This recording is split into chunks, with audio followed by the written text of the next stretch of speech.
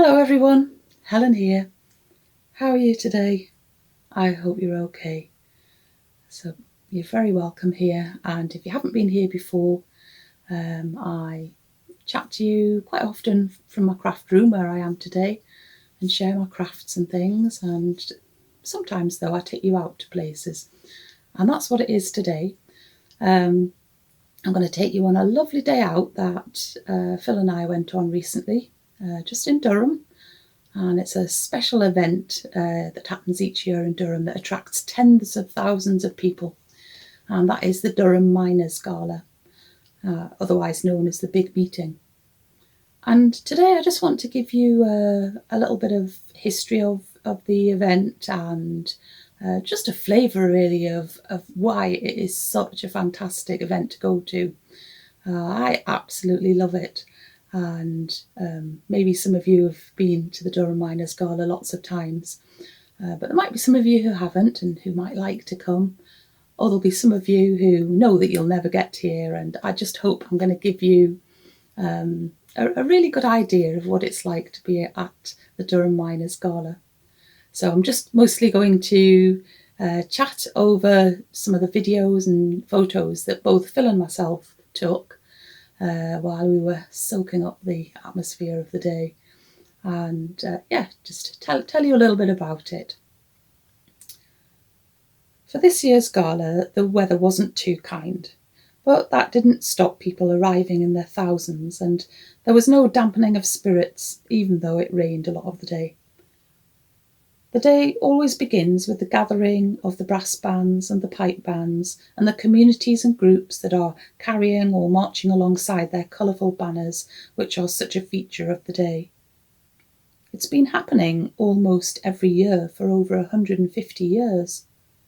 In November 1869, a meeting of miners in the Market Tavern in the centre of Durham City, just a stone's throw from the statue of the county's biggest coal owner, the 3rd Marquess of Londonderry, they established a trade union which they called the Durham Miners Association.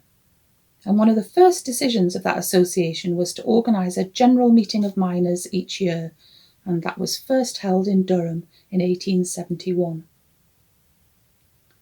The Miners' Gala is billed as the world's greatest celebration of community, international solidarity and working class life. It's certainly a very inspiring spectacle, and I always feel rather emotional when I'm amongst all the people who gather, whatever the weather, to take part in the event in some way. As one man put it, "It stirred the insides of your soul, and you didn't know whether to laugh or burst out crying all day. It's part of our heritage, that, part of the working class, part of our lives. It was something we always treasured."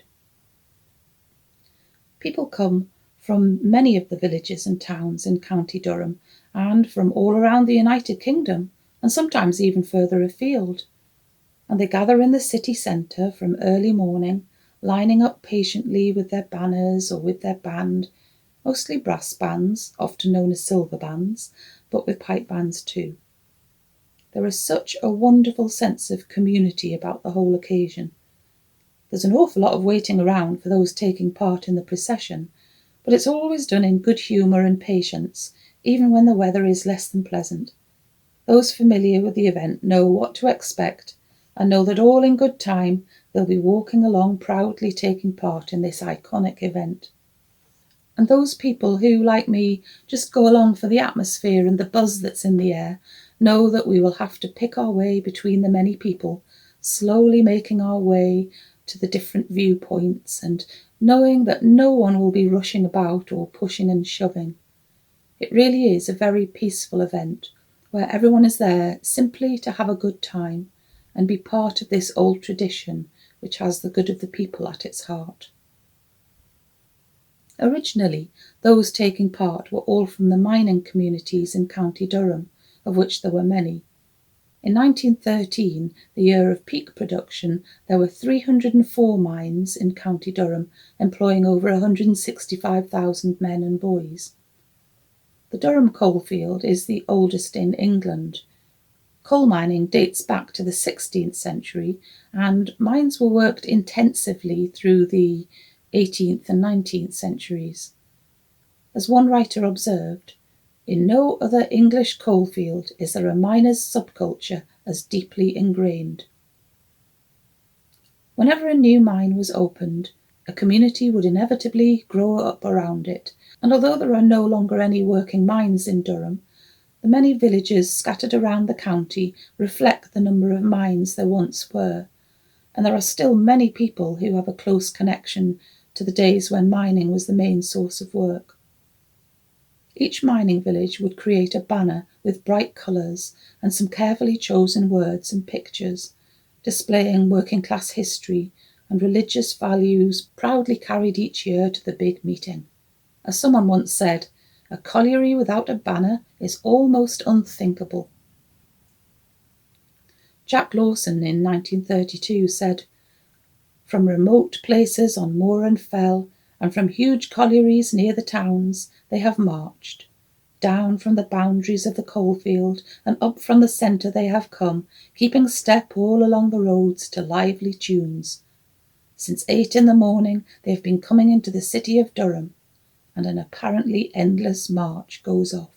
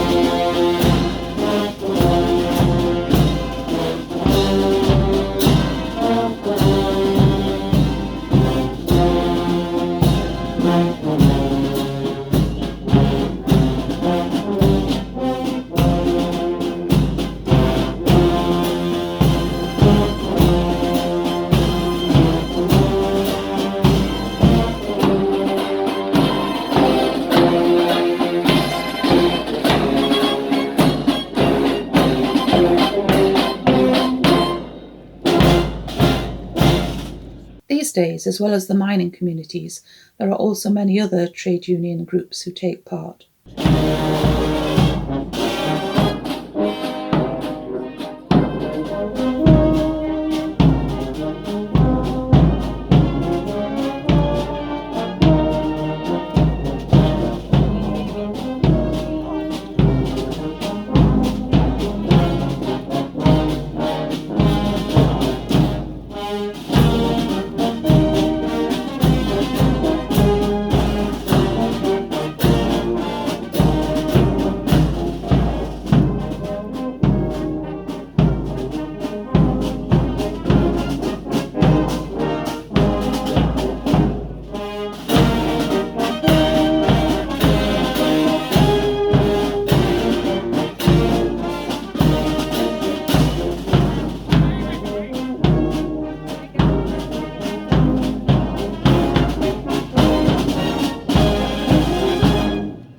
One of the things that really adds to the atmosphere of the day is having the city airwaves filled with music. I can't bring you every melody that Phil and I captured on video because many are modern songs with copyright, but which I don't think YouTube will like me using. But here's just a few examples of the music that can be heard on Miners Gala Day.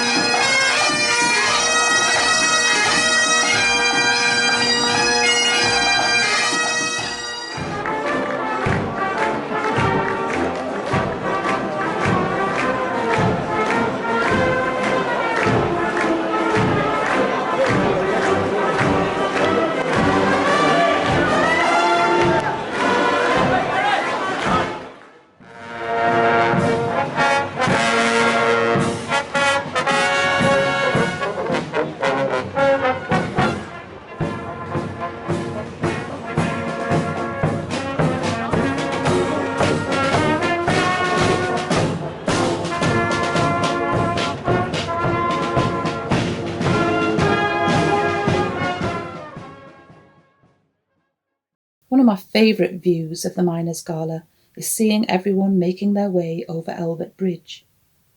The bridge is the second oldest in Durham and was first built in 1160, although extensively repaired in subsequent centuries because flood damage was frequently caused to the bridge.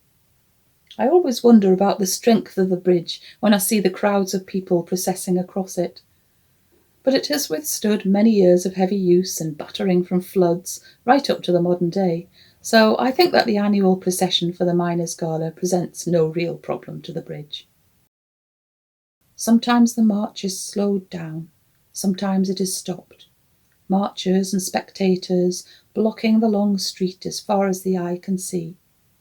But the procession moves on, and as it passes slowly over the bridge, one can see the tree shadows lie etched as pictures in the seemingly still waters of the river below.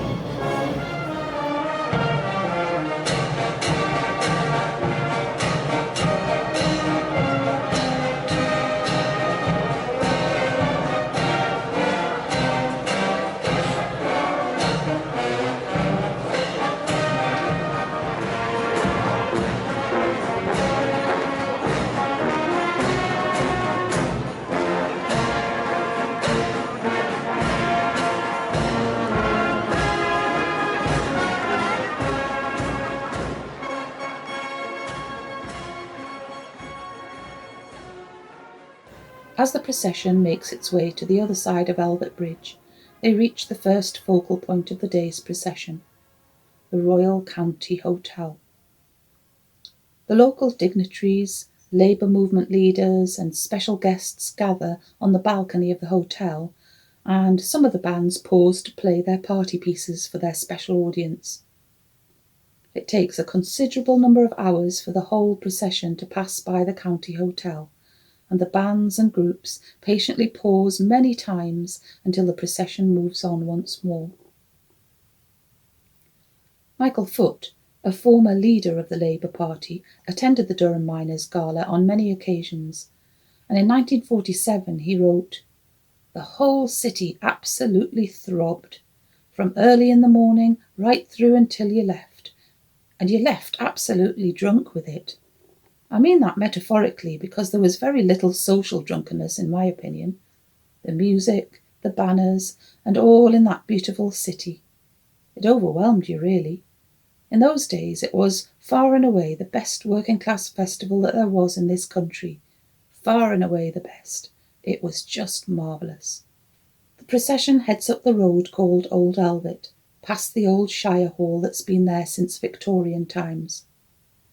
The final focus of the procession is the old racecourse further along the River Wear. As communities and groups arrive, they strap their banners around the perimeter fences, a tradition established from the very first gathering on the old racecourse, which is always a lovely sight to see. In 1872, the local Durham Chronicle wrote, "The display of banners was a very prominent and pleasing feature of the demonstration. Altogether, there were upwards of 70 flags on the ground. They were ranged around the full length of the field near the water's edge, and thence across the end of the field opposite to that on which the platform had been erected, and it is hardly necessary to state, composed as they were of every imaginable colour and hue, that they formed, as they fluttered in the breeze, a very pretty and imposing spectacle. Many thousands of people arrive here each year to meet with family and friends, to eat and to have a good time. There's a fun fair too, and when the weather is good, the whole field is covered with people sitting on their picnic blankets, just soaking up the wonderful atmosphere. From 1 o'clock, the big meeting is formally opened. and there are many speeches given from the platform from some of the invited guests, often important people from the world of politics and trade unions. After the speeches, there is always a special service in the cathedral, where 2 or 3 chosen bands process inside and any new banners receive a blessing. The cathedral is always full for this service. The Durham Miners Gala is a living expression of the Durham Miners motto, "The past we inherit, the future we build."